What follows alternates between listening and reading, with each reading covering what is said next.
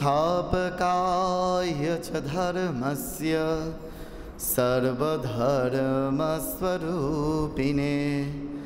अवतार वरिष्ठाय रामकृष्णाय ते नमः। जननीं शारदां देवीं रामकृष्णं जगद्गुरुं पादपद्मे तयो श्रुत्वा प्रणमामि मुहुर्मुहुः। नमः श्री जतिराजाय विवेकानन्दसूरये सच्चिद्सुखस्वरूपाय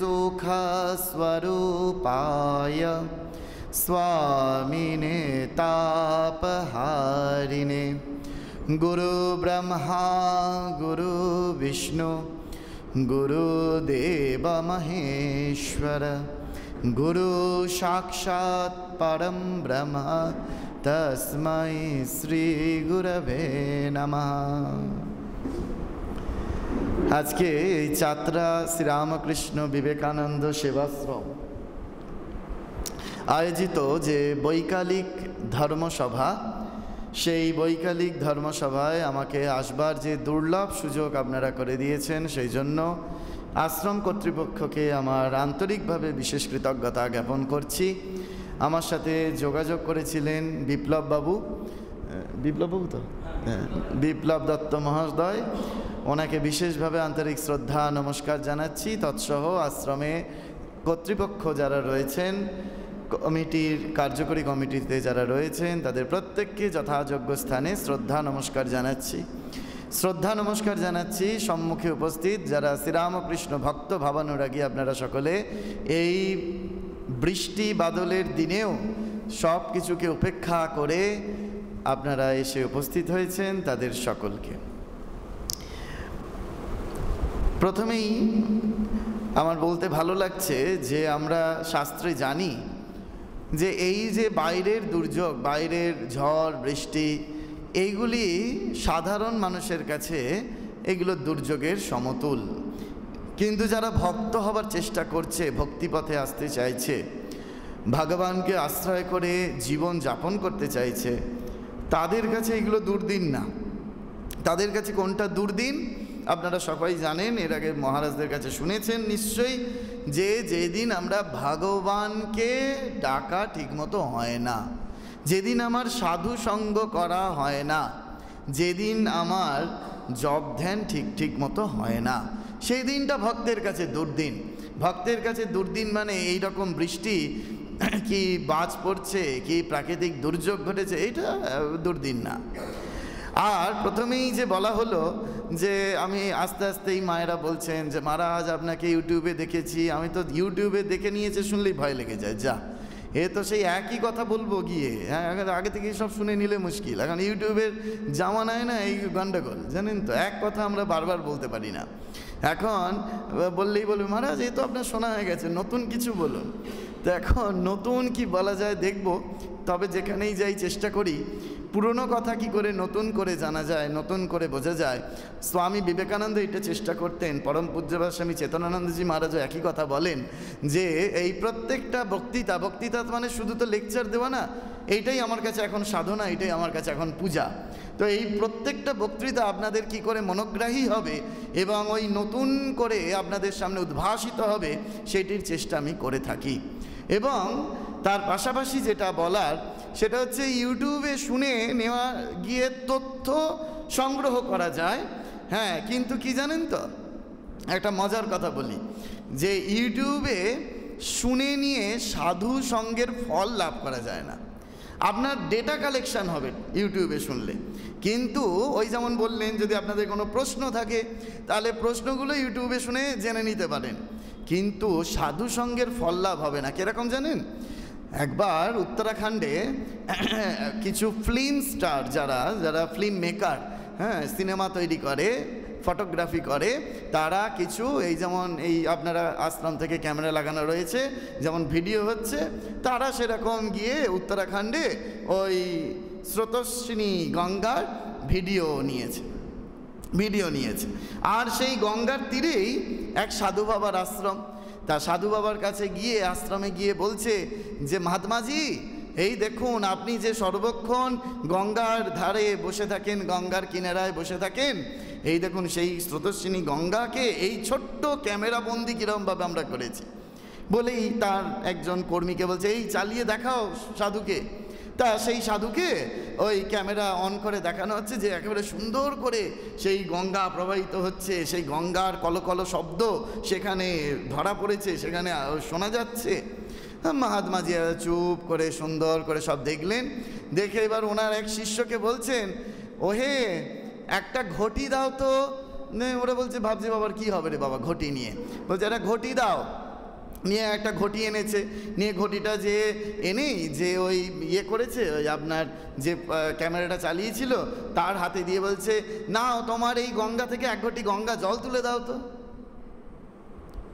তোমার ওই গঙ্গা আমাকে দেখালে তো আমিও গঙ্গার ধারে আশ্রমে সর্বক্ষণ বসে থাকি, আর তুমিও ওই গঙ্গাকে এখন ওই ক্যামেরাতে দেখাচ্ছ, ভিডিও করে নিয়েছো। নাও এখন ওই ঘটি থেকে এক ঘটি আমায় জল দাও ওই তোমার গঙ্গা থেকে। তখন সে বুঝতে পেরেছে। ঠিক সাধুসঙ্গও সেরকম, জানেন তো। এই যে ডিরেক্ট শুনছেন এর যা ইম্প্যাক্ট, সাধুকে দেখছেন, সাধুর কথা শুনছেন, এর যা গুরুত্ব, ওই 1000 ইউটিউব চালিয়ে শুনুন, ওই ফল লাভটা হবে না, ডেটা কালেকশন হবে। আপনার কোনো কিছু জানবার থাকলে সেটা আপনি জানতে পারবেন, কিন্তু সাধুসঙ্গের যে ফল, সাধুসঙ্গ সর্বশাস্ত্রে কয়, লবমাত্র সাধুসঙ্গে সর্বসিদ্ধি হয়, এটি হবে না, জেনে রাখুন, ঠিক আছে। তো সেই জন্য এই অর্থে একটা সুবিধা যে যত বেশি করে আমাদের সাধুসঙ্গ করা যায় তত বেশি করে আমাদের ভালো। তবে কি জানেন, শ্রীরামকৃষ্ণদেব আমাদেরকে বলছেন যে দেখো মাঝে মাঝে সাধুসঙ্গ, কথামৃতে আছে দেখবেন, বলছেন নাম্বার 1 ঠাকুর বলছেন ঈশ্বরের নাম সদা সর্বদা কীর্তন আর মাঝে মাঝে সাধুসঙ্গ। তাহলে সদা সর্বদাই সাধুসঙ্গ নয় কেন, তাই না? এটা তো একটা প্রশ্ন এসে দাঁড়াবে। তার কারণটা হচ্ছে এই যে আমরা সদা সর্বদা সাধুসঙ্গ মোটেই করতে পারবো না, সেটা ঠাকুর খুব ভালো করে জানতেন, খুব ভালো করে জানতেন। এই মাঝে মধ্যে একটু আধটু রোববার করে ছুটি পাই, মহারাজরা আসেন, সেখানে হয়তো কোনো রকমের সংসার ছেড়ে বেরোতে পারি। কিন্তু এখন যদি এখানে বলে যে রোজ কোনো মহারাজ এসে ক্লাস নেবে, তাহলে এতগুলো চেয়ার ভরবে কিনা সন্দেহ আছে। সেই জন্য ঠাকুর খুব বুঝে বলেছেন যে মাঝে মাঝে সাধুসঙ্গ। মাঝে মাঝে কেন? এইবার এই যে সাধুর কাছ থেকে আমরা যা শুনবো সেটা আমাকে প্র্যাকটিসে আনতে হবে, প্র্যাকটিক্যাল করতে হবে, আমাকে অভ্যাস করতে হবে। যদি আমি অভ্যাস না করি তাহলে শুধু শোনাই হলো, কোনোটাই আচরণে পালন করা হলো না, তাহলে ওর কোনো গুরুত্ব নেই। সেই জন্য 1000 জিনিস জানার থেকে একটা জিনিস মানা অনেক বেশি গুরুত্বপূর্ণ। স্বামী বিবেকানন্দ বলছেন, এই বাচ্চাগুলোকে তলায় দেখছিলাম, এখানে আর দেখতে পাচ্ছি না, তো ওই বাচ্চাগুলোর জন্য বলি যে স্বামী বিবেকানন্দ বলছেন যদি একটা গোটা লাইব্রেরিকে আমরা মুখস্থ করে ফেলি, তার থেকে অনেক বেশি গুরুত্বপূর্ণ যে ব্যক্তি ওই বইগুলি থেকে মাত্র 5টা ভাবকে আয়ত্ত করে জীবনে পালন করছে। গোটা লাইব্রেরি মুখস্থ করার থেকে তার থেকে অনেক বেশি গুরুত্বপূর্ণ এটা, বুঝে যাচ্ছে? এই জন্য আমরা প্রচুর কিছু জানলাম, প্রচুর কিছু নলেজ অ্যাকোয়ার করলাম, কিন্তু জীবনে কিছুই পালন করলাম না। তাহলে কি হবে? শ্রীরামকৃষ্ণ দেবের ভাষায় কথামৃতে রয়েছে দরকাচা মারা পণ্ডিত, ঠাকুরের ভাষা, যে ওই একটা দরকাচা মারা পণ্ডিত তৈরি হবে, এর বেশি কিচ্ছু হবে না। দরকাচা মানে বোঝেন তো, যেটা এখনো পরিপক্ক নয় গ্রহণের জন্য, যে ওটা দরকাচা হয়ে রয়েছে, সেরকম একটা পণ্ডিত তৈরি হবে সমাজে। যে আমি প্রচুর একেবারে শিক্ষিত হলাম, আমি প্রচুর নলেজ অ্যাকোয়ার করলাম, কিন্তু আমি জীবনে একটাও কিছু পালন করলাম না। সেই জন্য সবার প্রথম আমাদের যেটার দিকে নজর দিতে হবে, গুরুত্ব দিতে হবে, সেটা আমি আপনি কতটা পালন করতে সক্ষম হচ্ছি। ধরে নেওয়া যাক ঠাকুরের একটা কথা জানলাম, ধরে নেওয়া যাক মায়ের একটা কথা জানলাম, কিন্তু আমরা সেই কথাটা কি অক্ষরে অক্ষরে পালন করবার চেষ্টা করছি কি? যদি আমরা পালন করবার চেষ্টা করে থাকি, তাহলে আমার ওপর কৃপা তার বর্ষিত হবে, কৃপা বর্ষিত হবে। কীরকম? এই চেষ্টাটা কি? ঠাকুর বললেন কথামৃতে, কৃপা বাতাস তো বইছে, পালটা তুলে দে। এই পালটা যদি আমরা একবার তুলতে পারি, তাহলে কৃপা বাতাসটা যে বইছে সেটা আমরা অনুভব করতে পারবো। অনুভব করতে পারছি না কেন? না, আমরা আলসেমি করে পালটা তুলছি না, তাই। শাস্ত্রে বলছে পুনরপি জননাম পুনরপি মরণাম পুনরে জঠরে শয়নে স্বপনাম। 84 লাখ জীব আছে, 84 লক্ষ জীব, তার মধ্যে 80 লক্ষ ইতর জীবজন্তু, তারপরে 4 লক্ষ মনুষ্যতর জীব। এই 4 লক্ষের মধ্যে যাদের ওপর বিশেষ কৃপা, যাদের ওপর বিশেষ ভগবানের কৃপা, তারা একটু ভগবানের কথা শুনবার আগ্রহী হচ্ছে, তারা হচ্ছেন আপনারা। আপনারা জেনে রাখুন যে আপনাদের ওপর ভগবানের বিশেষ কৃপা রয়েছে বলে তবে আপনাদের রুচি হয়েছে ভগবানের দুটো কথা শুনবার, না হলে হবে না। এই ভগবানের কথা শোনার, আপনি সাধারণ মানুষকে গিয়ে বলে দেখুন যে চলো আজকে ওখানে সৎসঙ্গ হবে, ওখানে মহারাজজি আসবে, সৎপ্রসঙ্গ করবেন, চলো গিয়ে একটু আমার সাথে গিয়ে শুনবে। দেখবেন বলবে, বাবা আমার এখন সংসারে প্রচুর কাজ আছে, আমি যেতে পারবো না, বলে নানা রকমভাবে পাশ কাটিয়ে যাবে। কেন পারছে না? না, জানবেন সেই 4 লক্ষ মনুষ্যতর জীবের মধ্যে তাদের ওপর ভগবানের এখনো বিশেষ কৃপা পড়েনি। আপনাদের মধ্যে বিশেষ কৃপা বর্ষিত হয়েছে যে ভগবান তার কৃপা বলে তার কথা শ্রুতিমধুর লাগছে আপনাদের কানে। না হলে কি হবে? শ্রীরামকৃষ্ণদেব বলছেন সংসারে আমাদের জটিলে কুটিলে আছে। জটিলে কুটিলের কি হয়? যখন কৃষ্ণের বাঁশি বাজে মনে হয় যেন বজ্রপাত হচ্ছে, ঠাকুর কথামৃতে বলছেন না? তাহলে জটিলে কুটিলে না থাকলে কি হবে? ঠাকুর বলছে লীলা পেশটাই হবে না, লীলা পেশটাই হবে না। ধরে নেওয়া যাক এই চাতরা শহরে, না শহর না গ্রাম জানি না কি বলে এখানে, গ্রাম। তাহলে এই গ্রামে সমস্ত মানুষ ভগবানের কথা শুনবে বলে আগ্রহী হয়ে গেল, আগ্রহী হয়ে গেল। তাহলে ভগবানের কথার মর্যাদা রক্ষা হবে না। জানেন কি সেটা? মানেন এটা আমি যে কথাটা বলছি? ধরে নিয়ে গেল চাতরার গ্রামবাসীর সকলে একসাথে ভগবানকে পেতে চাইলো, ভগবানের কথা শুনতে চাইলো, তাহলে ভগবানের কথার মর্যাদা রক্ষা হবে না। এই একটা নতুন কথা শোনালাম। কেন হবে না?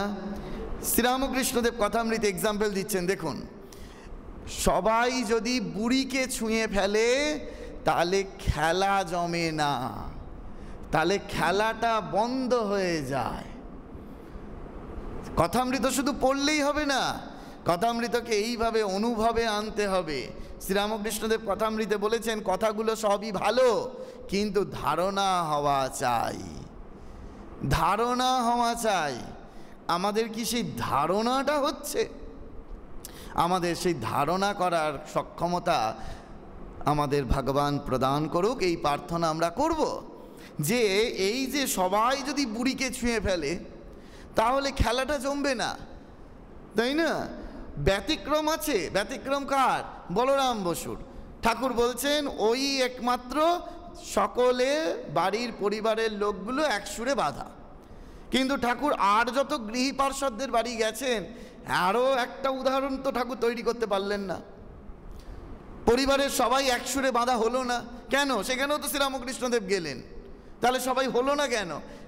হলে শ্রীরামকৃষ্ণের মাধুর্যতা কমে যেত, শ্রীরামকৃষ্ণদেবের মাধুর্যতা কমে যেত। জানেন কি সেটা? শশী মহারাজের বাবা কালীঘাটে গিয়ে মানত করেছিল, আমি বোধহয় নামটা যদি ভুল না বলি, আমার ভুল হতে পারে, কোনো একজন ঠাকুরের পার্ষদের বাবা ধরে নিলাম, কালীঘাটে গিয়ে মানত করেছিল যাতে ওই দক্ষিণেশ্বরের ব্রাহ্মণটা তাড়াতাড়ি শরীর যায়। ভক্তমালিকা পড়ে একটু দেখে নেবেন, আমি যদি খুব ভুল না করি এরকম। তাহলে ভেবে দেখুন, ঠাকুরের পার্ষদ তার বাবা গিয়ে কালীঘাটে গিয়ে মানত করছে যাতে ঠাকুরের তাড়াতাড়ি শরীর যায়। কেন না ওই ছেলেগুলো বেশি বেশি ঠাকুরের কাছে যাচ্ছে, তাহলে ছেলেগুলো ঠাকুরের কাছে যাবে না। এই হচ্ছে আমাদের অবস্থা, জানেন। সেই জন্য এই যে আপনারা সব কিছু ফেলে যে ভগবানের কথা শুনতে এসেছেন, ভগবানের মন্দিরে এসেছেন, এ এক পরম সৌভাগ্য আপনাদের। আর পরম পূজ্যপাদ স্বামী ভূতেশানন্দজি মহারাজ বলতেন, এই যে আশ্রমে ঢুকেই আমার মনটা এত ভালো হয়ে গেল কেন, আমি তো এই আশ্রমে প্রথম আসছি, এর আগে আমি এখানে এসেছি, গোবরডাঙ্গা, অশোকনগর এগুলো এসেছি, কিন্তু এই আশ্রমে প্রথমবার আমার ঢুকেই মনটা ভালো হয়ে গেল কেন জানেন? মন্দিরটা দেখে। কেন? পরম পূজ্যপাদ স্বামী ভূতেশানন্দজি মহারাজ বলতেন যে এরকম যত মন্দির হয় তত ভালো,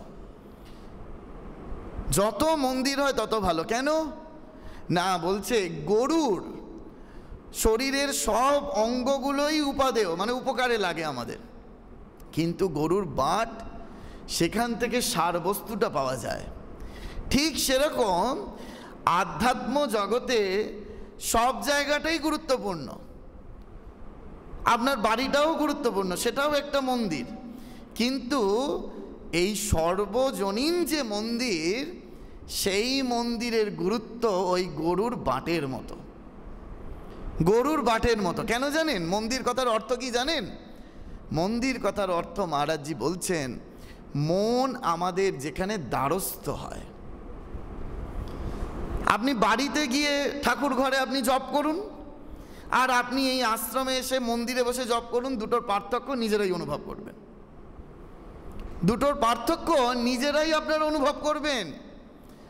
আবার এই মন্দিরে বসে জপ করুন আর বেলুড় মঠে গিয়ে নাট মন্দিরে জপ করুন, আবার এখানকার মধ্যে পার্থক্যটা অনুভব করবেন। কারণ বেলুড় মঠের সম্বন্ধে রাজা মহারাজ বলে গেছেন, স্বামী ব্রহ্মানন্দজি মহারাজ, যে বেলুড় মঠে নাট মন্দিরে বসে, বেলুড় মঠে বসে যদি কেউ জপ করে তাহলে তার 108-এর 108 গুণ ফল লাভ হয়। জেনে রাখুন। জানতেন এটা? নতুন জিনিস জানাতে পারছি? হ্যাঁ, যাগ্গে বাবা, এইগুলো অন্তত ইউটিউবে শোনেননি। তাহলে এই যে রাজা মহারাজ বলেছেন যে বেলুড় মঠে যদি 108 বার আমরা জপ করি তাহলে 108-এর 108 গুণ ফল লাভ হয়। আরেকটি জায়গা আছে, রাজা মহারাজ আরেকটা জায়গা বলেছেন, সেটা হচ্ছে ভুবনেশ্বর মঠ। আমাদের রামকৃষ্ণ মঠ মিশনের যে ভুবনেশ্বর মঠ রয়েছে, সেটি রাজা মহারাজের হাতে তৈরি। কি কথা বলছেন? না, আমি যখন বলবো তখন যেন কেউ কথা বলবেন না, হ্যাঁ, আর ডিস্টার্ব হয়। ভুবনেশ্বর মঠ যখন রাজা মহারাজ তৈরি করলেন, সেই ভুবনেশ্বর মঠে সম্বন্ধে মহারাজজি বলেছেন, এখানেও ওই যদি 108 বার জপ করি তার 108 গুণ ফল লাভ হয়। কে কে গেছেন ভুবনেশ্বর মঠে? একজন, দুজন, তিনজন। কোথায় আছে জানেন তো? লিঙ্গরাজ টেম্পেলের ঠিক একেবারে পাশেই ওখানে ভুবনেশ্বর মঠ আছে। সেখানে গিয়ে যদি কেউ 108 বার জপ করে তাহলে তার 108 গুণ ফল লাভ হবে। ঠিক আছে, বোঝা গেল? তাহলে এই যে মন্দিরের গুরুত্ব, এইবার দেখুন মহারাজ কত সুন্দর করে বলছেন। কি করে বুঝবো মন যেখানে দ্বারস্থ হয়? একটা তো নিজেদের দিয়ে বুঝলাম যে বাড়িতে বসে জপ করছি আর ওখানে বসে জপ করছি, দুটোর মধ্যে পার্থক্য বুঝতে পারলাম। এইবার ধরে নেওয়া যাক রাস্তা দিয়ে একজন মাতাল হেঁটে যাচ্ছে, রাস্তা দিয়ে একজন মাতাল হেঁটে যাচ্ছে, সে সুস্থ তো নেই, নিজের বশে নেই, তো সে একেবারে অকথা কুকথা বলতে বলতে গালিগালাজ করতে করতে রাস্তা দিয়ে হাঁটছে। কিন্তু ওই তার ওই হাঁটার পথে যদি একটা শিব মন্দির পড়লো কি একটা কালী মন্দির পড়লো, যে মানুষটা একেবারে সেই রকম সুরাপান করে বেহুশ, তাকেও দেখবেন ওই শিব মন্দিরের কাছে গিয়ে জয় বাবা বলে একেবারে পড়ে গেল, কি জয় মা বলে একেবারে চেঁচিয়ে উঠল। কি করে হচ্ছে? তার তো হুঁশ নেই, সে তো বাকি সময়টা গালাগাল দিতে দিতে আসছে, মুখ খারাপ করতে করতে আসছে। কিন্তু যেই মন্দিরের সামনে আসছে তাহলে সে জয় মা বলছে কি জয় বাবা বলে পেন নাম ঠুকে দিল একটা। আমি বলছি না, মহারাজ বলছেন এই কথা। আমরা দেখি, এটা চলতে ফিরতে দেখবেন আপনারা এরকম বহু দৃষ্টান্ত দেখতে পারবেন। তাহলে ওই মন্দিরের ভাইব্রেশন এমন একটা কাজ করছে, সেই রেডিয়াসের মধ্যে যখন আমি আপনি চলে আসছি, যদি ওইরূপ ব্যক্তিও চলে আসে, সেও সেই রেডিয়াসের মধ্যে আসা মাত্রই তার আচরণ বদলে যাচ্ছে, মন দ্বারস্থ হচ্ছে। মানতে রাজি? রাজি মানতে? আমার সাথে কথা বলতে হবে, ওই একতরফা আমি বলে যাব আর আপনারা শুনে যাবেন, বোবার মতো এরকম করলে হবে না, ঠিক আছে? যা যা জিজ্ঞেস করবো বলতে হবে। রাজি তো? তাহলে মন্দিরের গুরুত্ব বুঝতে পারছেন? যে মন্দিরের গুরুত্ব হচ্ছে এই যে আমরা মনটাকে আমাদের সংযত করতে হয় মন্দিরে গিয়ে। কিন্তু দুর্ভাগ্যের বিষয়, এখন আমরা মনে করি আমরা বাড়ি বসেই সব পেয়ে যাব। বিশেষ করে এই কোভিড পিরিয়ডের পরে আমরা মনে করছি সব বাড়িতে বসে পেয়ে যাব। এতই সোজা? বাড়িতে বসে আপনি ভগবানকে ডাকছেন, আর ভগবান বললেন নাহং তিষ্ঠা আমি বৈকুণ্ঠে যোগিনাম হৃদয়েনা চা মদ ভক্তা যত্র গায়ন্তি তত্র তিষ্ঠামি নারদ। হে নারদ, আমি বৈকুণ্ঠে থাকি না, আমি যোগীদের হৃদয়ে থাকি না, আমি বড় দুষ্টু, আমি মাঝে মাঝে পালিয়ে পালিয়ে বেড়াই। কোথায় পালিয়ে বেড়াই? মদ ভক্তা যত্র গায়ন্তি, যেখানে সমবেতভাবে আমার ভক্তেরা নাম গুণ কীর্তন করছে। আমাকে অনুরোধ করা হয়েছে আজকে একাদশী শেষ হওয়ার পরেই একটু রাম নাম আপনাদের সাথে একসঙ্গে করতে। আপনারা রাজি? করবেন? বেশ, তাহলে মদ ভক্তা যত্র গায়ন্তি, এই সমস্ত ভক্তেরা একসঙ্গে যেখানে আমার নাম গান করছে, সেখানে তত্র মানে সেখানে, তিষ্ঠামি মানে অবস্থান করি, নারদ। হে নারদ, শুনে থাকো। বোঝা যাচ্ছে? তাহলে যখন ওই 5 জনে মিলে, এই জন্য স্বামী বিবেকানন্দ চিঠিতে লিখছেন 5টা পবিত্র মানুষ এক জায়গায় একত্র হলে একটা আশ্রম পরিণত হতে পারে। 5টা পবিত্র মানুষ। তাহলে পবিত্রতা কিসে আসে? যখন আমরা ভগবানের নাম করি, ভগবানের নামের মধ্যে দিয়ে আমাদের মধ্যে শুদ্ধতা, পবিত্রতা এসে জন্মায়। সেই জন্য আমাদের বারবার করে মনে রাখতে হবে, আমাদের একান্তভাবে ভগবানের নামে আমাদের ডুবে দিতে হবে।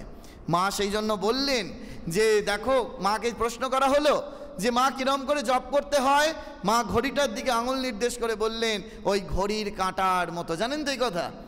মা বলছেন ঘড়ির কাঁটার মতো। ঘড়ির কাঁটা কখনো বিশ্রাম পায়? এই যে ঘড়িটা নিয়ে বসলাম, কেন? সময় দেখব বলে। কারণ সময় চলিয়া যায় নদী স্রোতের প্রায়, যে জন্না বোঝে তারে ধিক শতধিক, বহিছে সোনার ঘড়ি টিক টিক টিক, যা কিছু করার আছে করে নাও ঠিক। তাহলে আজকে থেকে আপনাদের শপথ নিতে হবে যে আমরা বাড়িতে বসে দিন কাটাবো, না এই রকম গ্রামের মধ্যে এত সুন্দর আশ্রম, এত সুন্দর মন্দির, সেই মন্দিরে গিয়ে আমি সেবা দেব। কোনটা করতে চান? হ্যাঁ, রোজ আসেন আপনারা? কেন আসেন না? কেন?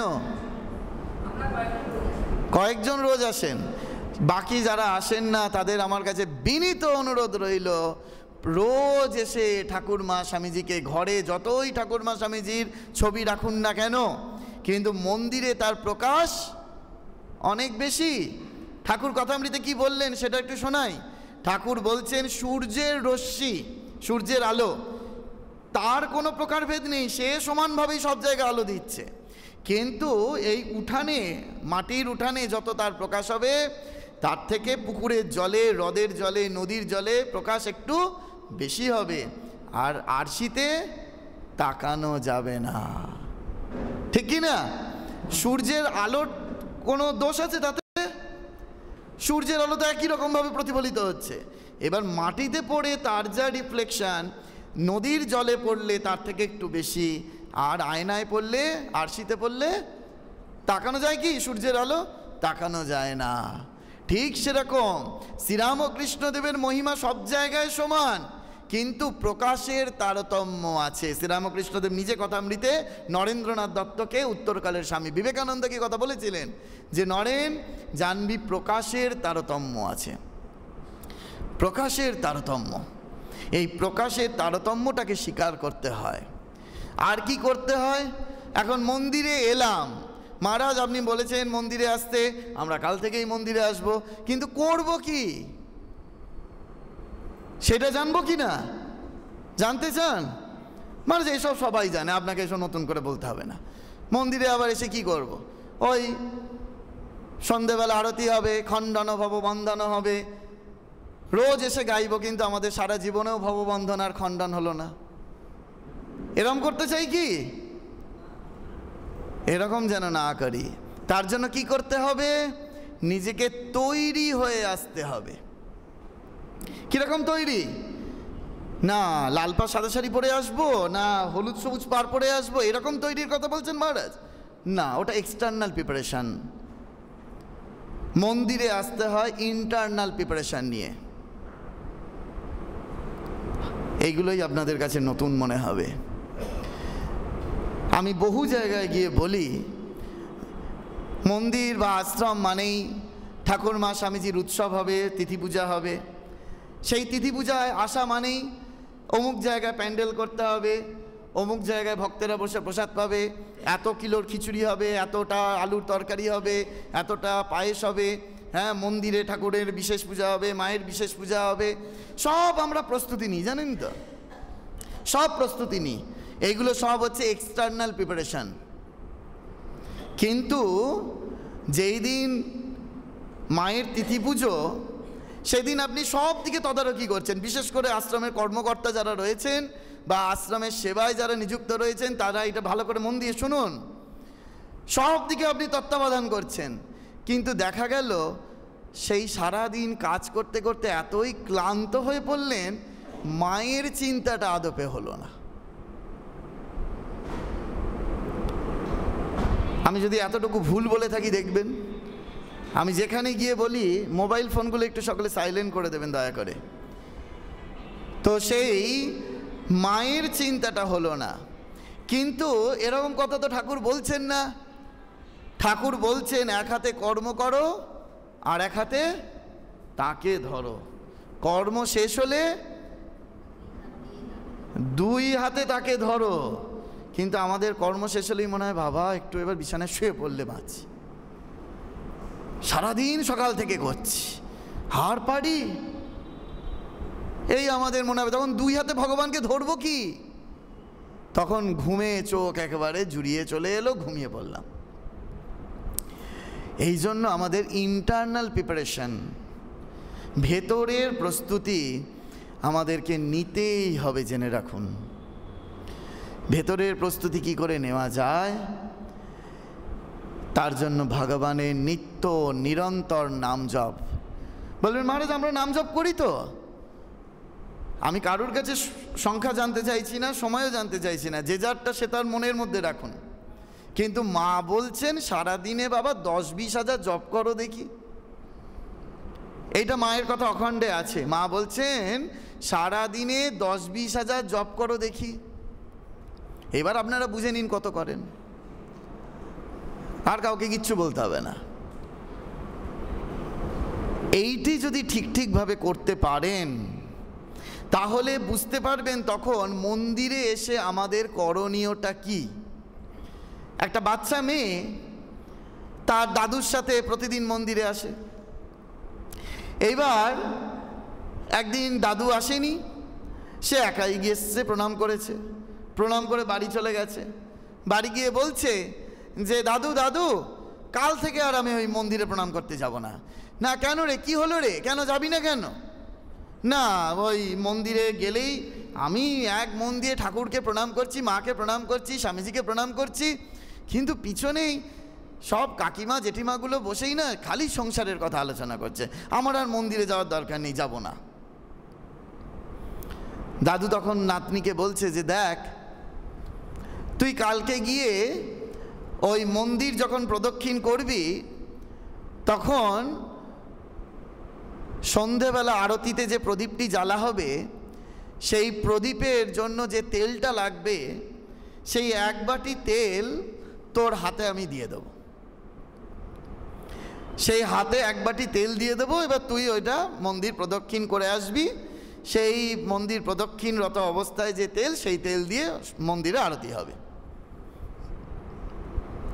কন্ডিশন আছে একটা, কি হাতের তালুতে যেন তোর এক ফোঁটাও তেল না পড়ে দিদি ভাই, এটাকে মনে রেখো কিন্তু। তা দাদু বলেছে, দিদি ভাইও শুনছে, শুনতে শুনতে আপনারা যেন ঘুমিয়ে পড়বেন না আবার, ঠিক আছে? এই এক মুশকিল, জানেন তো। তখন এই পরের দিন যখন সেই গেছেন ছোট্ট নাতনি, তার হাতে এক বাটি তেল দিয়ে দেওয়া হয়েছে, আর মন্দির প্রদক্ষিণ করে এসে মন্দির গর্ভ মন্দিরে, সেই মন্দিরে ওই হাতে তেল দিয়ে প্রদীপ জ্বালা হবে। বাড়ি এসছে, দাদু জিজ্ঞেস করছে, কি গো দিদি ভাই, আজকে কারা কারা কী সব সংসারের কথা বলছিল, শুনতে পেয়েছিলে? বলছে, না শুনতে পাইনি। কেন, আজকে কাকিমা জেঠিমাগুলো আসেনি? বলছে, হ্যাঁ এসছিল। তাহলে শুনতে পাওনি কেন? না ওই যে তুমি বলেছিলে দাদু যে আমার হাতের চেটোয় যেন এক ফোঁটা তেল না পড়ে, তাহলে ওই তেল দিয়ে তো ভগবানের সেবা হবে না, প্রদীপ জ্বলবে না। আমার তো সম্পূর্ণ মনটা ওই প্রদীপের তেলের এক বাটির তেলের ওপর ছিল। শোনো দিদি ভাই, তোমাকে এইটাই আমি শেখাতে চেয়েছি। তুমি যখন মন্দিরে যাবে, তুমি যে সেবাটা মন্দিরে দেবে বলে ঠিক করেছ, সেই সেবাটা যদি তুমি একাগ্র মনে এক মনে দাও, তাহলে মন্দিরে এসে কে কি করছে, কে কি কথা বলছে, সেই দিকে আর তোমার কোনো নজর থাকবে না। রাজি মানতে আপনারা? আমরা তাই করব তো? তাহলে মন্দিরে আসবার আগে আমার এই ইন্টারনাল প্রিপারেশনটা নিয়ে আসা প্রয়োজন তো, না হলে কি হবে জানেন তো, কতক্ষণে খণ্ডন ভব বন্ধন শেষ হবে আর ঠাকুরের মায়ের নামে জয়টা দেয়া শেষ হবে, বেরিয়েই একেবারে শুরু হয়ে যাবে, এই জানিস তো আমার বাড়িতে, ও আচ্ছা তোমার বাড়িতে দিদি, এই আর বলো না দিদি আমার বাড়িতে, ব্যাস। এইগুলোর জন্য আশ্রমে আসা নয়, এইগুলোর জন্য মন্দিরে আসা নয়। দক্ষিণেশ্বরে যদি ভালো করে কথামৃত পড়েন, কথামৃতের আগে যদি লীলা প্রসঙ্গ পড়েন, দেখবেন দক্ষিণেশ্বরে দুই রকমের ভক্ত আসত। এক ধরনের ভক্ত যেই মুহূর্তে সিংহদ্বার দিয়ে ঢুকতেন আর ঠাকুর যদি দেখতে পেতেন না, ঠাকুর ওই ছোটোখাটের তলা দিয়ে ঢুকে লুকিয়ে পড়তেন। জানেন এই ঘটনা? ভক্ত, ঠাকুর তো ভক্তবৎসল, জানেন তো আপনারা সেটা। ঠাকুর নিজে ঘোড়ায় গাড়ি চেপে ভক্তদের বাড়ি গেছেন তো। কিন্তু জেনে রাখুন, সেই শ্রীরামকৃষ্ণদেব যদি সিংহর দুয়ার থেকে দেখতেন ভক্তেরা ঢুকত, ঠাকুর সঙ্গে সঙ্গে আগে ওই খাটের তলায় লুকিয়ে যেতেন, লুকিয়ে যেতেন। এবার আপনারা বুঝে নিন, আপনাদের দেখে ঠাকুর যেন না লুকিয়ে পড়ে। জানেন কাদের দেখে ঠাকুর লুকাতেন? যাদের মন আর মুখ এক নয়, যারা ওপরটা একেবারে ঠাকুরের সামনে দেখাতে চাইছে, দেখো আমি খুব ভক্ত হয়েছি, হ্যাঁ ভক্ত সম্মেলনে যাচ্ছি, ব্যাচ পড়েছি, আমি খুব ভক্ত হয়েছি, কিন্তু ভেতরে দেখা যাচ্ছে একেবারে কামনা বাসনা একেবারে গিজগিজ করছে, খালি সুযোগের অপেক্ষা, কতক্ষণে বলতে পারি। ঠাকুর তাদের দেখলে ভয় পেতেন, খাটের তলায় লুকিয়ে পড়তেন গো। আবার সেই শ্রীরামকৃষ্ণ দেবী দেখো, শুদ্ধ সত্য ভক্তদের বাড়ি নিজে ঘোড়ার গাড়ি চেপে তাদের গিয়ে সঙ্গ দিয়ে এসেছেন। আপনাকে নিজেকে সিলেক্ট করতে হবে যে আপনি কোন ধরনের ভক্ত হবেন, যে আপনাকে দেখে ঠাকুর ভয় পাবেন না তো, ঠাকুর লুকিয়ে যাবেন না তো, না স্বয়ং আপনার বাড়ি গিয়ে ঠাকুর সেবা গ্রহণ করে আসবেন। ঠাকুর কথামৃতে এক জায়গায় বলছেন, আমার বড় ইচ্ছে হয় সকল ভক্তের বাড়ি একবার করে যাই, সকল ভক্তের বাড়ি একবার করে যাই, ঠাকুরের বড় ইচ্ছে হয়। তারপরেই ঠাকুর বললেন, সেই দক্ষিণেশ্বরে নহবতে গিয়ে মা পুজো করছিলেন, সেই অদ্ভুত সমাধিমগ্ন চিত্র, সেখানে ঠাকুর স্বয়ং নিজের ছবিতে নিজে ফুল দিয়ে বললেন, এই ছবি একদিন ঘরে ঘরে পূজা হবে, একদিন ঘরে ঘরে পূজা হবে। তাহলে ভেবে দেখুন শ্রীরামকৃষ্ণদেবের ওপর, আমাদের ওপর ঠাকুরের কত কৃপা, যেটা প্রথম বললাম। কিন্তু এবার একটা মজার বিষয় জানার আছে, আমরা এই কৃপা পাওয়ার অধিকারী, কিন্তু নিতে পারি না। শ্রী শ্রী মা ঠাকুরন বলছেন, শুনুন মন দিয়ে, কৃপা তো করি বাবা, কিন্তু কৃপা যে ফিরে আসে।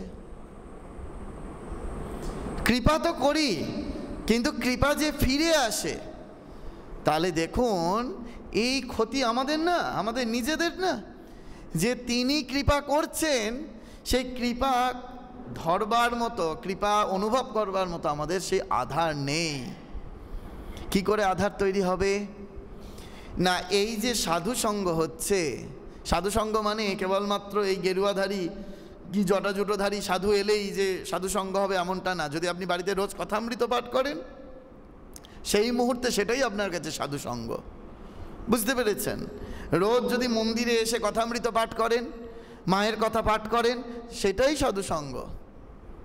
তো সেই জন্য এই যে সাধুসঙ্গের মধ্যে দিয়ে আমরা যা শুনছি, সেটা যতক্ষণ না আমরা পালন করছি, ততক্ষণ পর্যন্ত সেই কৃপাকে অনুভব করতে পারবো না। ধরে নেওয়া যাক ঠাকুর আপনাকে এই ভোগ সাম্রাজ্যের সমস্ত কিছু দিয়েছেন, ঠাকুরের ভাষায় ওই খেলনা দিয়েছেন, চুষিকাঠি দিয়েছেন, সন্দেশ দিয়েছেন, এই সব কিছু দিয়ে না তিনি চান আমরা যাতে তাকে ভুলে থাকি। জানেন এটা কথামৃতে ঠাকুর বলছেন, আপনি একবার করে কাঁদবেন, মা রান্নাঘর থেকে এসে আপনাকে একবার চুষিকাঠি দিয়ে যাবেন, আবার একবার কাঁদবেন, মা আপনাকে একটা খেলনা দিয়ে যাবেন, আবার একবার এসে চুষিকাঠি সন্দেশ দিয়ে যাবেন, আর কিছুক্ষণ বাচ্চা সেগুলো নিয়ে ভুলে থাকে। আমরাও ঠিক তাই, আমাদের ব্যাংক ব্যালেন্স দিয়েছেন, বাড়ি দিয়েছেন, গাড়ি দিয়েছেন, একটা ভালো চাকরি দিয়েছেন, আর এগুলো নিয়ে বেশ আমরা ভুলে আছি। কিন্তু যখন বুঝতে পারবো যে ও এইগুলো তো একটাও সত্য নয়, একটাও সত্য নয়, এইগুলো সব মায়া, কেবল মা যাব মা যাব মা যাব বলে যখন কান্না জুড়ব, তখন মা ওই রান্নাঘর থেকে ভাতের হাঁড়িটা নামিয়ে এসে আমাকে কোলে তুলে নেবেন, আমাকে কোলে তুলে নেবেন। তাই তো? এবার শ্রীরামকৃষ্ণদেব কথামৃতে আমাদের কি টিচিং দিচ্ছেন, কি শিক্ষা দিচ্ছেন? বলছেন, মা তুমি যেন আমায় তোমার ভুবন মোহিনী মায়ায় মুগ্ধ করো না, ভুবন মোহিনী মায়ায় মুগ্ধ করো না। এই যে বাচ্চাগুলো বসে আছে পেছনে, ওরা যখন প্রাইভেট টিউটরের কাছে পড়তে যায়, সেই প্রাইভেট টিউটর একটা চ্যাপ্টার পড়ায়, আপনারা জানেন যারা গার্জেন আছেন, একটা চ্যাপ্টার পড়ালো, বা স্কুলেও হতে পারে, সেটা নিয়ে চ্যাপ্টার পড়িয়ে সে কতটা তৈরি হলো সেইটা টেস্ট নেবার জন্য একটা এক্সামিনে ব্যবস্থা হয়, তাই না? একটা পরীক্ষা নেয়। সেই পরীক্ষাটা কিসের ওপর নেয়? যারা এখানে টিউশন করেন আপনারা খুব ভালো মতো জানেন, বা বাচ্চাগুলো তো খুবই জানে, যে যেইটা টিচার এতদিন ধরে লিখিয়েছে, যেটা পড়িয়েছে, সেখান থেকেই প্রশ্ন দেবে, সেখান থেকেই প্রশ্ন দেবে। আর যদি আমি ঠিক ঠিক উত্তর দিতে পারি, তাহলে আমিও স্যাটিসফাইড, টিচারও স্যাটিসফাইড, ঠিক কি না? ঠিক সেরকম আপনি কথামৃতর 10টা পরিচ্ছেদ পড়েছেন, এবার 10টা পরিচ্ছেদ তো ঠাকুর পড়িয়ে নিলেন, এবার ঠাকুর আপনাকে কিন্তু পরীক্ষা নেবেন, ওই প্রাইভেট টিউটরের মতো। জানেন তো? না জানেন না? এটা জানতেন না বোধহয়। ঠাকুর পরীক্ষা নেবেন, আর কোশ্চেন পেপার, ওদের যেমন কোশ্চেন পেপারগুলো এক, আর আপনাদের কোশ্চেন পেপারগুলো এক হবে না। ওরা যেমন আরেকজনের দেখে টুকতে পারবে, আপনারা তা পারবেন না, কপি করতে পারবেন না। আপনার কোশ্চেন পেপার আলাদা হবে, আপনার আলাদা হবে, আপনার আলাদা হবে, সব আলাদা আলাদা কোশ্চেন পেপার। এই কোশ্চেন পেপারের যদি উত্তর আপনি দিতে পারেন ঠিক ঠিক করে, আপনার একটা ব্যাংক ব্যালেন্স ম্যাচুরিটি হলো, ফিক্সড ডিপোজিট ম্যাচুরিটি হলো, আপনি ভাবছেন যে ঠিক আছে এটা ম্যাচুরিটি হয়ে গেল, এটা মন্দিরকে দিয়ে দিই, রেখে লাভ নেই বাবা, দান করে দিলে ভালো। কিন্তু তারপরেই আপনার মনে কোশ্চেন পেপারে উঠবে, না এত তাড়াতাড়ি না, আমায় তো আরও কয়েক বছর বাঁচতে হবে, এটাকে আরেকবার ফিক্সড ডিপোজিট করি। কিন্তু ঠাকুর কথামৃতে বলেছে ভুবন মোহিনী মায়ায় মুগ্ধ করো না। ও এই সময়টাকে অ্যাপ্লাই করতে হবে না, ঠিক আছে ঠাকুর বুঝে গেছি, ভুবন মোহিনী মায়ায় মুগ্ধ করো না। ঠাকুর বলেছেন কতদিন? পাঞ্চি আউর দরবেশ। আপনাদের যাদের কলপ লাগানোর সময় এসে গেছে তাদের আর সঞ্চয়ের কথা নেই, কিন্তু কথামৃতে বলছে, আমি বলিনি, বলবেন না মহারাজ এসে বলে গেছে, কথামৃতে বলছে। ঠাকুর বলেছে সংসারীদের সঞ্চয় করতে হয়, কিন্তু সেটার লিমিটেশন আছে। কতদিন? যতদিন না ছেলে মেয়েরা নিজের পায়ে নিজে দাঁড়ায়। পাঞ্চি আউর দরবেশ ঠাকুর বলেছেন। কিন্তু ছেলে মেয়েরা দাঁড়িয়ে গেল, তারপরেও আমি সঞ্চয় করে যাচ্ছি, তাহলে চলবে না, তাহলে চলবে না। এইবার আপনার পরীক্ষা এসে গেল। ভুবন মোহিনী মায়ায় যেন আমরা মুগ্ধ না হই। আমার জানেন তো তিতো তিতো কথা, এইসব কথা বেশি শুনতে ভালো লাগে না, জানি না আপনাদের ভালো লাগছে কি না, কিন্তু ইহা সত্য। শুনলে, পালন করলে ঈশ্বর লাভ হয়। শ্রীরামকৃষ্ণদেব শোনাই মথুরবাবুকে আর জানবাজারের রাজাকে কি বলেছিলেন। আমরা তো ঠাকুরকে খুব প্রেমের ঠাকুর বলি, সেই প্রেমের ঠাকুরের আসল ভাবটা শোনাই। হ্যাঁ, ঠাকুর বললেন, দেখো মথুর, মা তোমাদের এত টাকা দিয়েছে কেন? না, মা তোমার তার দরিদ্র সন্তানদের সেবা করবার জন্য মা তোমাদের দেওয়ান করে রেখেছে, আর তা যদি তোমরা না করো পরজন্মে ভিখারি হয়ে জন্মাবে। এই শ্রীরামকৃষ্ণদেব বলে দিলেন। সেই জন্য শ্রী শ্রী মা ঠাকুরন বললেন, যার আছে মাপো, যার নেই জপ। দেখুন কত সুন্দর, যার আছে মাপো, যার নেই জপ। কিন্তু এখন আমাদের সমস্যা কোথায়? আমরা এই কথাগুলোকে না একদম প্র্যাকটিক্যালে আনতে চাই না, প্র্যাকটিক্যালে আনতে চাই না। যদি আমরা এইগুলির বাস্তব রূপায়ণ করতে চাই, তাহলে দেখব ঠাকুর মা আমাদের কত নিকটে। কারণ আমাদের আলটিমেট উদ্দেশ্য হচ্ছে, কথামৃতে ঠাকুর যা বলেছেন, মনুষ্য জীবনের উদ্দেশ্য একমাত্র ঈশ্বর লাভ। ভূতেশানন্দজি মহারাজ বলছেন, যতক্ষণ না তার সঙ্গে সাক্ষাৎকার হচ্ছে ততক্ষণ জানবে সব কিছুই বৃথা। তার সঙ্গে কি সাক্ষাৎকার হচ্ছে? ভগবানের কাছে প্রার্থনা করতে হয়, হে ভগবান, আমার কাছে মৃত্যু ততক্ষণ যেন না আসে যতক্ষণ না তুমি আমাকে দর্শন দিচ্ছ। ভগবানের কাছে এরূপ প্রার্থনা করবেন, আমার মৃত্যুবরণ করতে কোনো ক্ষতি নেই, আমি প্রস্তুত। সাহসের দুঃখ দৈন্য চায়, মৃত্যুরে যে বাঁধে বাহু পাশে, কাল নৃত্য করে উপভোগ, মৃত্যুরূপা তারই কাছে আসে। স্বামী বিবেকানন্দ লিখছেন।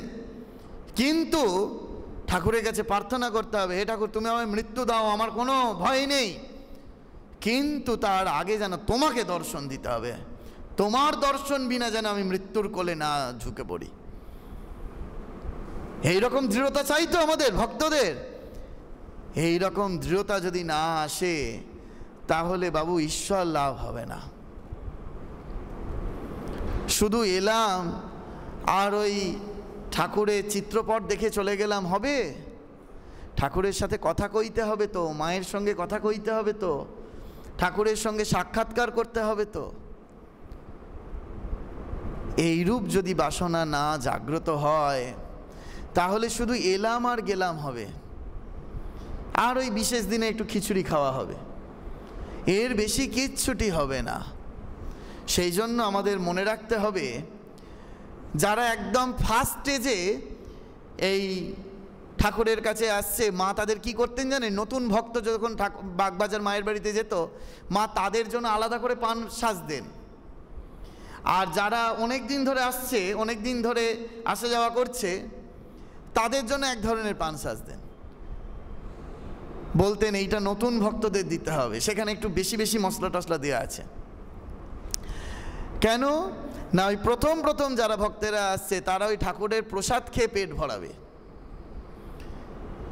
তারপরে আস্তে আস্তে আস্তে আস্তে একটু উঠবে, তখন ঠাকুরের কথা শুনে মন ভরাবে, তারপরে আরেকটু উঠবে, তারপরে ঠাকুরের কাজ করে জীবন ধন্য করবে। এটা করতে চান তো আপনারা? হ্যাঁ, এইটা করতে হবে। তাহলে প্রথম আমাদের স্টেজ থাকবে ওই রকম, প্রসাদ খেয়ে পেট ভরাতে হবে। আমি এরকম বহু আশ্রমে যাই, জানেন তো, আমি ওই জন্য এগুলো গিয়ে হুঁশিয়ার করে দিই। ভাব প্রচার পরিষদের বহু আশ্রম যাই, সেখানে গিয়ে দেখি। আমি এর আগে অনেক কাজও করেছি পরম পূজ্যপাদ স্বামী লোকোত্তরানন্দজি মহারাজের সাথে ভাব প্রচার পরিষদের আশ্রমগুলোতে। তো তখন দেখেছি যে ঠাকুরের উৎসব হচ্ছে, মায়ের উৎসব হচ্ছে। হ্যাঁ, আমি কমিটি মেম্বার, তো সেই জন্য আমার বাড়িতে এক ক্যান খিচুড়ি যেতেই হবে, যেতেই হবে। কারণ আমি কমিটিতে আছি, আমি মান্থলি ডোনেশন করি এখানে। আমি সাধারণ ভক্তরা যেখানে প্রসাদ পাচ্ছে আমি সেখানে বসে প্রসাদ পাবো, হতেই পারে না। আমরা যারা কমিটি মেম্বার, আমাদের জন্য প্রসাদের জায়গাটা, একটা টেবিল আলাদা থাকবে। কিন্তু এইদিকে আমরা শ্রীরামকৃষ্ণ ভক্ত, এইখানেই গন্ডগোল। আমরা যাদের কাছে বড় হয়েছি, আমার বলতে অকপটে স্বীকার করতে অসুবিধা নেই, পরম পূজ্যপাদ স্বামী দুর্গানাথানন্দজি মহারাজ, স্বামী প্রভানন্দজি মহারাজের, প্রময়ানন্দজি মহারাজের সেবক ছিলেন, মহারাজের সচিব ছিলেন প্রভানন্দজি মহারাজের। তো তখন মহারাজকে দেখেছি যখন এই সারদা সদাব্রত হল হয়নি, হ্যাঁ, বেলুড়ে ওই মাঠের মধ্যে যখন ওই প্রসাদ বিতরণ হতো, সেই প্রসাদ ওই ঠাকুরের তিথি পুজো বলুন, মায়ের তিথি পুজো বলুন, আমাদের সঙ্গে মহারাজ ওই মহারাজের কোয়ার্টার থেকে বেরোলেন, বেরিয়ে একেবারে একসঙ্গে খিচুড়ি নিলেন, নিয়ে মহারাজের ঘরে বসে একসঙ্গে প্রসাদ পাচ্ছি, একসঙ্গে বসে প্রসাদ পাচ্ছি। এইগুলো আমাদেরকে শিখিয়েছে সেই ছোট্টবেলা থেকে যে কিভাবে আমাদেরকে তৈরি হতে হবে। এখন মহারাজ কল্যাণী রামকৃষ্ণ মিশনের সেক্রেটারি, কিন্তু আমরা নিজেদেরকে কীরকমভাবে অন্যরূপ ভাবতে শুরু করে দিই। যদি আমরা একটু বেশি ডোনেশন করি, একটু বেশি আশ্রমের মধ্যে কর্তা হয়ে যেতে বসি, ব্যাস আমার স্বভাব বদলে গেল। ভুলেই যায় আমি সার্ভেন্ট ঠাকুরের, আমি চাকর শ্রীরামকৃষ্ণদেবের। এই ভাবটি আমাদের রাখতে হবে। শ্রীরামকৃষ্ণদেব নিজে মুখে বলছেন, আমি দাসেরও দাস, আমি রেণুর রেণু। তাহলে দেখবেন এই আশ্রমগুলো কত সুন্দর হয়ে যাবে। আবার এরকম হয় যে আমরা সেবা, ঠাকুরমা স্বামীজির এদিকে সেবা করছি, কিন্তু ঠাকুর মায়ের তিথি পুজো, সামনে দিয়ে হয়তো একজন ময়লা কাপড় পরে একটু উদ্ভ্রান্ত গোছের ব্যক্তি, তিনি হেঁটে যাচ্ছেন, হেঁটে যেতে যেতে একটু হয়তো প্রসাদ চাইল। এবার যারা একটু সুসজ্জিত অবস্থায়, পোশাক পরিহিত অবস্থায় এসে আশ্রমে প্রসাদ পাচ্ছে, সেখানে কখনো আমরা বসাই না তাকে, সেখানে আমরা কখনো বসাই না তাকে প্রসাদ পাওয়াতে। জানেন তো, আমরা তাকে একটা ওই আলাদা করে পাতায় দিয়ে বলি যে ভাই তুমি এখানে বসে খাও, ওখানে দাঁড়িয়ে খাও। এইগুলো আমাদের শিখতে হবে। বাগবাজার মায়ের বাড়িতে একদল সেই পঙ্গপাল গেছে, যারা ওই গায়ে জামা কাপড় একেবারে নোংরা, মাটি লেগে রয়েছে, হ্যাঁ, আর এইদিকে মহারাজরা ঢুকতে দেবেন না, বলছে না না না তোমরা অপরিষ্কার, এখন এইভাবে মায়ের কাছে যাওয়া যাবে না। মা দোতলার বারান্দা থেকে বলছে, তোমরা কি শুধু ওদের বাইরেটাই দেখলে, ভেতরটা দেখলে না? বাইরেটাই দেখলে, ভেতরটা দেখলে না? ওদেরকে ওপরে আসতে দাও। দেখুন, এই যে মায়ের শিক্ষা, এইগুলো কি আমরা বাস্তবে প্রয়োগ ঘটাতে পারছি কি? এইটা আগে আমাকে দেখতে হবে। আমরা আশ্রম আসছি, আমরা মন্দিরে আসছি, আমরা শ্রীরামকৃষ্ণদেব মা শারদাকে জীবনের ধ্রুবতারা করেছি, কিন্তু পালন করছি কি? যদি পালন করেন, দেখবেন ঠাকুর মায়ের আশীর্বাদ অঝর ধারায় আপনার ওপর বর্ষিত হবে। তার জন্য কি করতে হবে?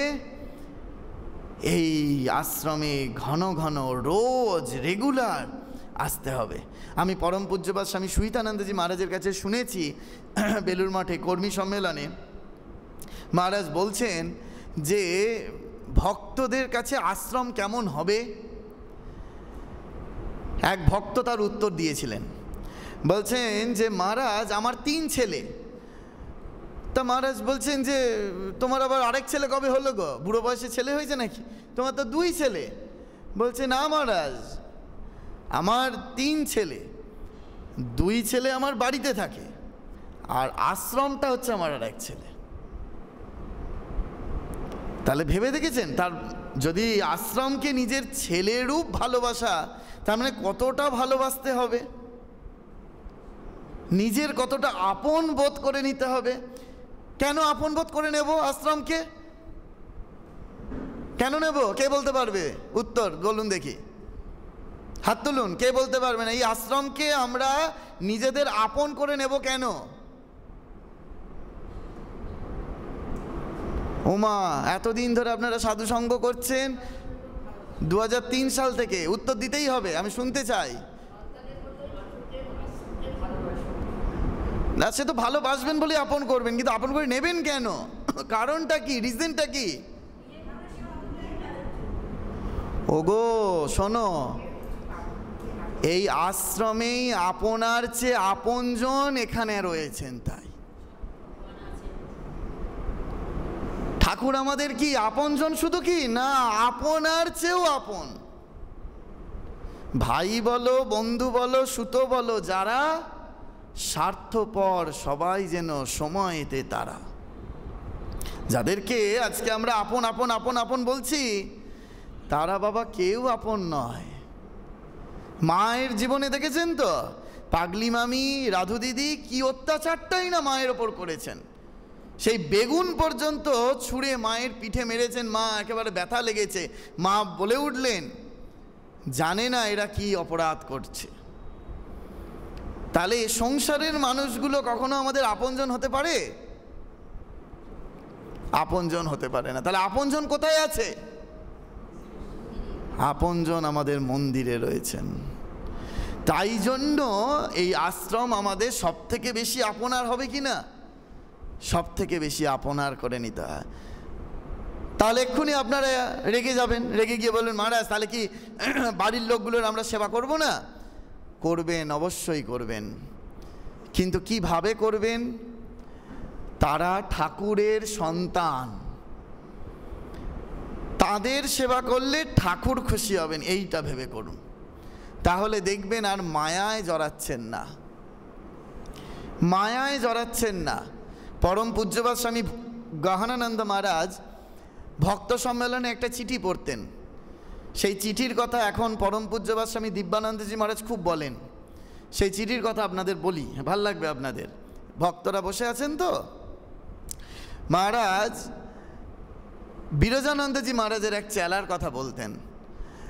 সেই বৃদ্ধ ভক্ত, তিনি তার শরীর যাবার 1 বছর আগে তার স্ত্রীকে ডেকে পাঠালেন।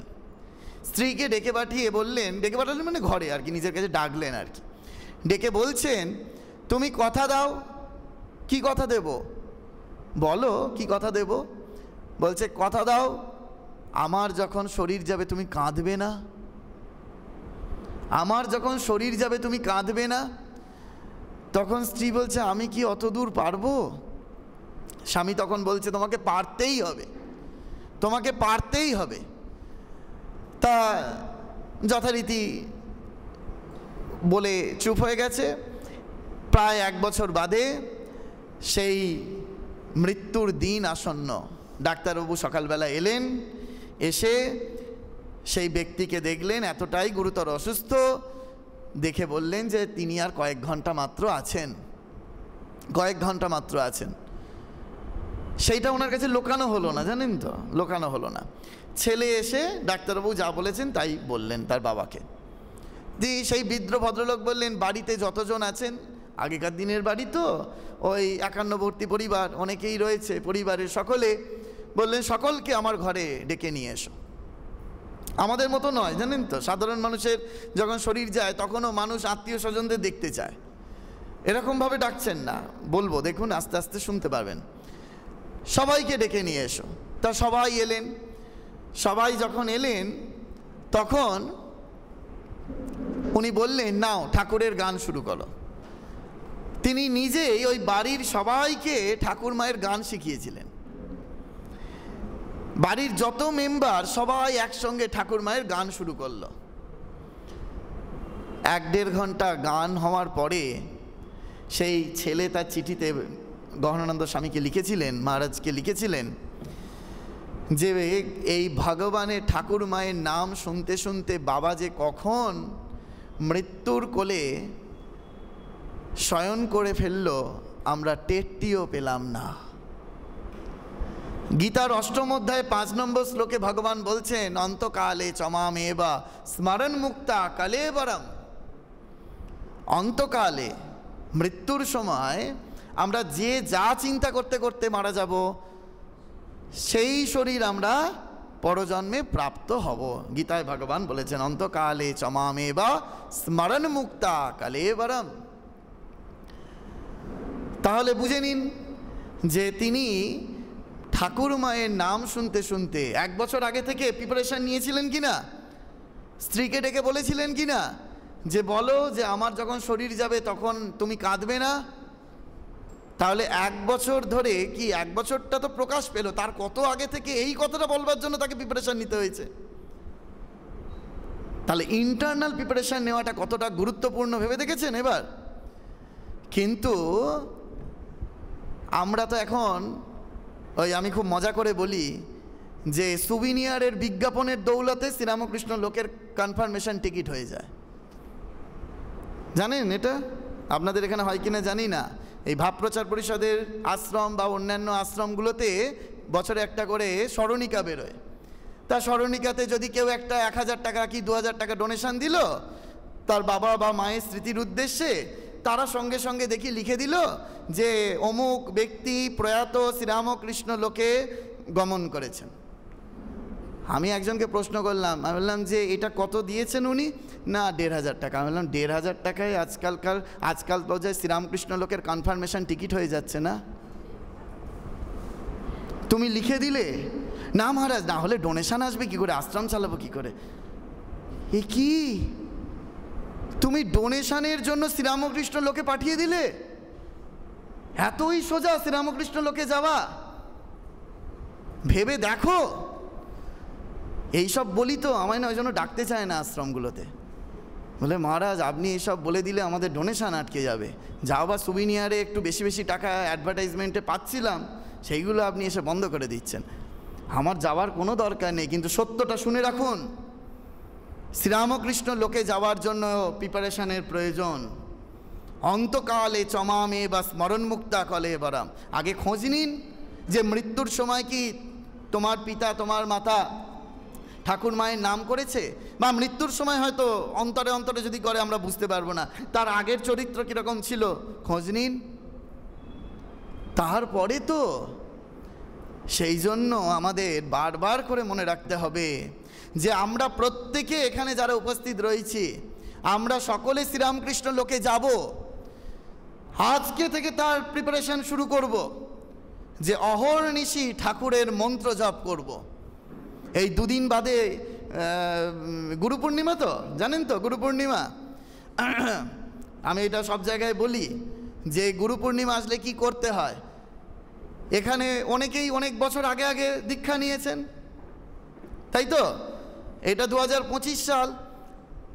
2015 সালে, মানে 2015 থেকে 25-এর মধ্যে কারা কারা মন্ত্র পেয়েছেন হাত তুলুন। 2015 থেকে 25-এর মধ্যে, তাহলে 7-8 বছর হলো। আচ্ছা, 2005 থেকে 2015-এর মধ্যে কারা কারা মন্ত্র পেয়েছেন হাত তুলুন। 2005 থেকে 2015-এর মধ্যে অনেকটা কম। তার মানে 2005-এরও আগে কারা কারা মন্ত্র পেয়েছেন? 2005-এর আগে, 2005-এর আগে পেয়েছেন। আর বাকি যারা হাত তুললেন না, আমি জানি না তাদের মন্ত্র দীক্ষা হয়েছে কিনা। যাদের হয়নি তাদের অবশ্যই ভগবান কৃপা করুক, খুব তাড়াতাড়ি হয়ে যাক, এই প্রার্থনা করব। কিন্তু এইটা বলার চেষ্টা করব দেখুন যদি 2005-এর আগে হয় তাহলে 20 বছরের বেশি হয়ে গিয়েছে তো। হ্যাঁ, আমি বেলুড় মঠে আরোগ্য ভবনে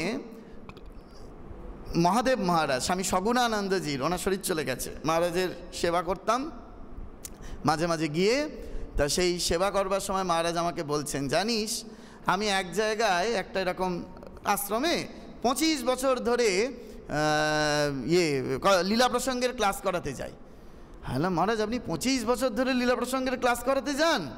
বলছে, হ্যাঁ রে, আমি 25 বছর ধরে ক্লাস করাতে যাই। হ্যালো মহারাজ, আপনার তো একটা দুটো ক্লাস শুনলেই তো আমরা এত চার্জড হয়ে যাই। তাহলে মহারাজ, যারা 25 বছর ধরে আপনার ক্লাস শুনছে তারা কত তৈরি হয়েছে মহারাজ? বলছে, প্রথমে আগে জিজ্ঞেস করলাম, মহারাজ যারা এরকম কোনো ব্যক্তি আছে যারা 25 বছর আগে শুরু করেছিল আপনার ক্লাস, এখনও তারা জীবিত আছে? বলছে, হ্যাঁ অনেকেই আছে। হ্যালো মহারাজ, তাহলে নিশ্চয়ই তারা কত আজকে তৈরি। মহারাজ বলছেন, কীরকম তৈরি শুনবি? হ্যালো, হ্যাঁ মহারাজ আমি নিশ্চয়ই শুনবো, আমার খুব ভালো লাগে এরকম শুনতে। তখন মহারাজ বলছে যে, দেখ আমি 25 বছর আগে ঠাকুরের উপদেশ উপমা এগুলো আমি গিয়ে বলতাম, আর এখন ওরাই আমাকে বলে দেয়। বললাম, ও তারা তো মহারাজ অনেক বেশ তৈরি হয়েছে। বললাম, কী বলে মহারাজ ওনারা?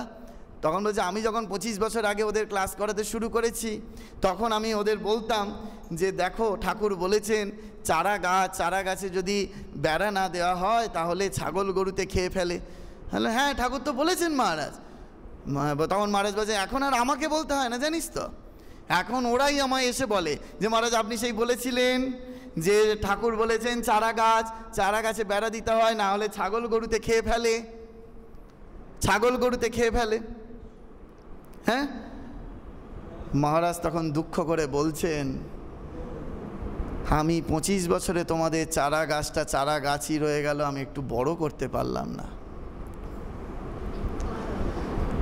চারা গাছই রয়ে গেল, আমি আর বড় করতে পারলাম না। মহারাজ দুঃখ করে তাদেরকে বলে এসেছিলেন, বুঝতে পারছেন? মহারাজ তারপরেই বলছেন যে দেখো ঠাকুর তারপরেই লাইনেই বলেছেন, সেই চারা গাছ যদি একবার বড় হয়ে যায়, সেই গাছের গুড়িতে যদি একবার হাতিকে বেঁধে দেওয়া হয় তাহলে সে আর গাছের তখন কিছু করতে পারে না। এই যে একটা গুরু পূর্ণিমা আসছে, গুরু পূর্ণিমা আসলে নিজেকে অবজার্ভ করবেন, আপনার কত বছর মন্ত্র পেয়েছেন। মন্ত্র পাওয়া মানে কি, আপনার মানব জমিনে গুরুদেব আপনাকে বীজ রোপণ করেছেন। তাহলে এত বছরে আপনার গাছটা কত বড় হলো? ধরে নেওয়া গেল 25 বছর হয়ে গেছে কি 20 বছর হয়ে গেছে। তাহলে তো সেই গাছের তলায় অনেকে এসে আশ্রয় নিতে পারবে, অনেকে এসে একটু শান্তি পাবে। পাচ্ছে কি? গাছটা কত বড় হলো? সেই গাছে নিয়মিত সার জল দিচ্ছেন তো, পরিচর্যা করছেন তো?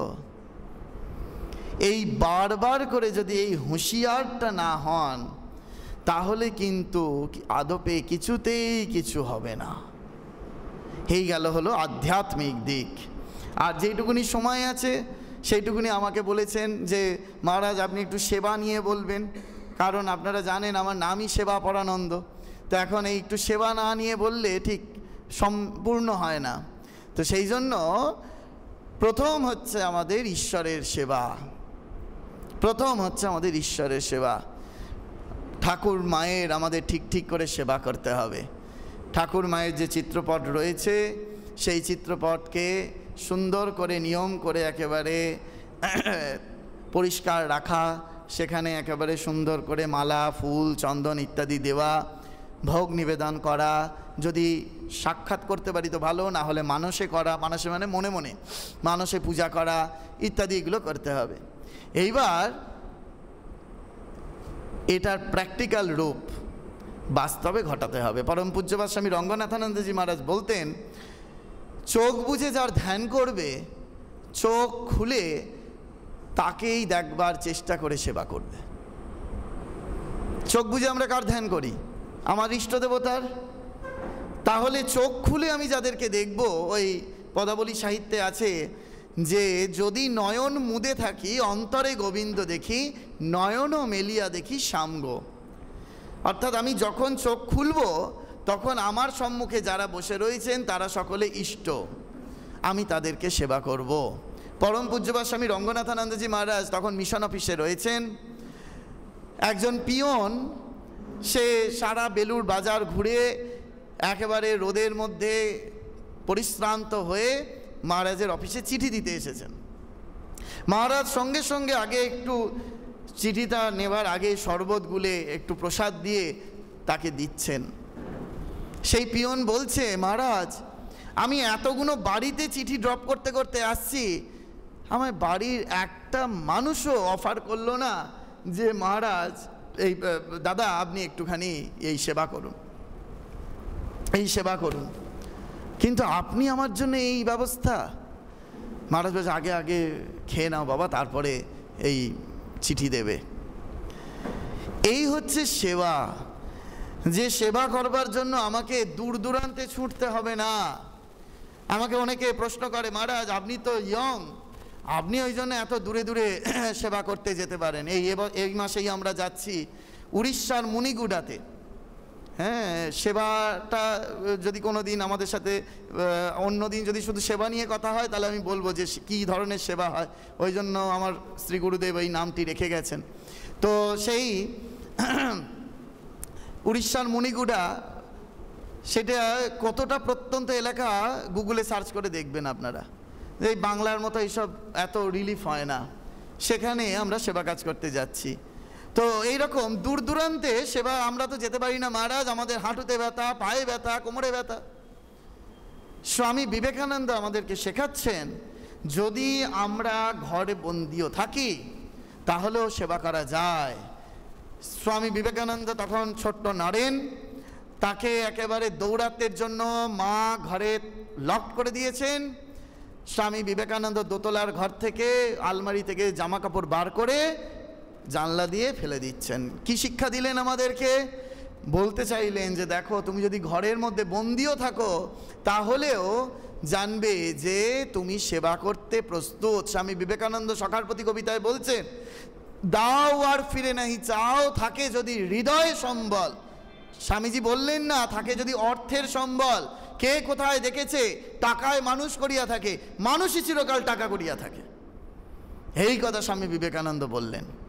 সেই জন্য আমাদের বারবার করে মনে রাখতে হবে যে আমার বাড়িতে সকালবেলা যে নিউজ পেপার দিতে আসছে, আমার বাড়িতে যে ছেলেটি হয়তো অনলাইনে কোনো খাবার ডেলিভারি করতে আসছে, যে ছেলেটি বা অন্য কেউ দুধ দিতে আসছে বা পরিচারিকার কাজ করতে আসছে, আমরা তাদের সেবা করতে তৎপর তো?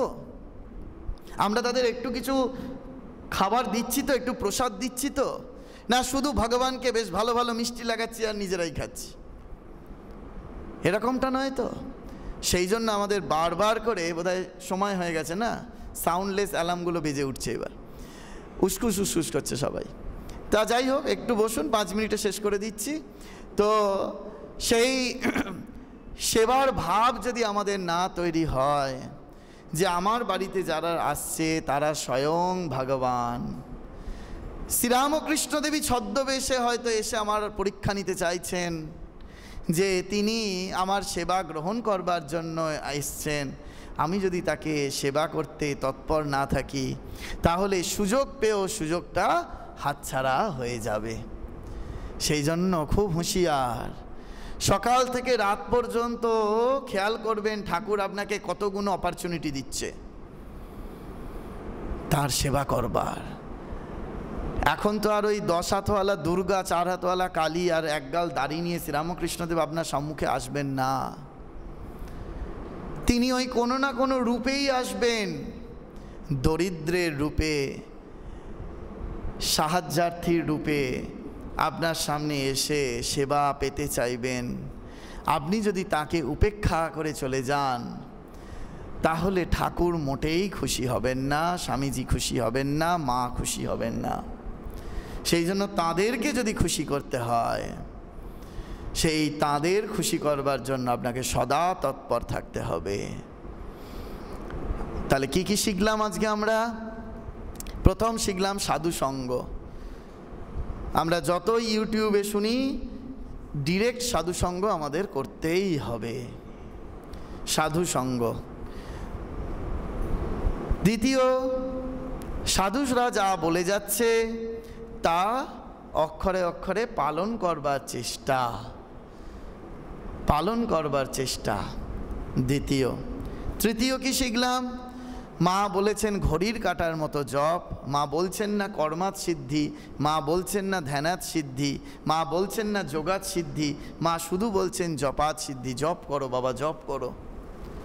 সেই জপ আমাদের নিত্য নিরন্তর করতে হবে, এইটি আমরা শিখলাম। আর কি শিখলাম? সেবা। আমরা যার চিন্তা করছি চোখ বুজে, আমরা চোখ খুলে যেন তাঁরই আমরা নিত্য নিরন্তর সেবা করতে পারি। সে আমার বাড়ির লোক হোক, পাড়া প্রতিবেশী হোক, অনাত্মীয় হোক, যেই হোক। বোঝা গেল? এই যে আমরা ত্রয়ী মূর্তি দেখছি ঠাকুর, মা এবং স্বামীজির, সেই ত্রয়ী মূর্তি দেখে আমাদের মনে হয় তো যে ঠাকুর, মা, স্বামীজি যেন আলাদা আলাদা। এই ভেদ দৃষ্টি যেন আমাদের কারুর না থাকে। এনারা তিনে এক, একে তিন। স্বামী বিবেকানন্দকে যখনই প্রশ্ন করা হতো যে আপনার সঙ্গে ঠাকুরের এবং আপনার সঙ্গে মায়ের সম্পর্কটা কি, স্বামীজি এই প্রশ্নটা ঠাট্টা করে উড়িয়ে দিতেন। বলতেন ওই ঠাকুরের দৈত্যদানাদের কেউ হবটাবো বোধ হয়। কিন্তু একবার পাশ্চাত্যের শিষ্যরা স্বামীজিকে চেপে ধরেছেন, সেই কাশ্মীরের দ্বীপের মধ্যে বসে রয়েছেন। তখন স্বামীজিকে বললেন আজকে আপনাকে বলতেই হবে যে আপনার সঙ্গে ঠাকুরের এবং আপনার সঙ্গে মায়ের সম্পর্কটা কি। সেদিন স্বামীজি কি মুডে ছিলেন কে জানে। বিবেকানন্দের ভাষাতেই বলি, স্বামী বিবেকানন্দ বলে উঠলেন, জগৎ কল্যাণী মা মহামায়া জগতের কল্যাণে নিজেকে ধরাধামে প্রকাশ করতে চাইছিলেন। প্রকাশ করতে গিয়ে অর্ধেক পুরুষ অর্ধেক নারী রূপে শ্রীরামকৃষ্ণদেব রূপে আবির্ভূত হলেন, সম্পূর্ণ নারী রূপে শ্রী শ্রী মা সারদা দেবী রূপে আবির্ভূত হলেন, এবং সম্পূর্ণ পুরুষ রূপে নিজেকে ইন্ডিকেট করলেন এবং ধ্যানস্থ হয়ে গেলেন, সমাধিতে ডুবে গেলেন। এই এক জগৎ কল্যাণী মা মহামায়া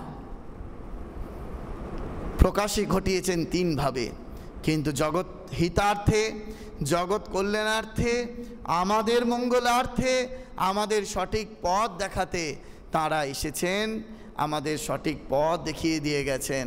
শুধু আমাদের সেই পথ ধরে চলার অপেক্ষা।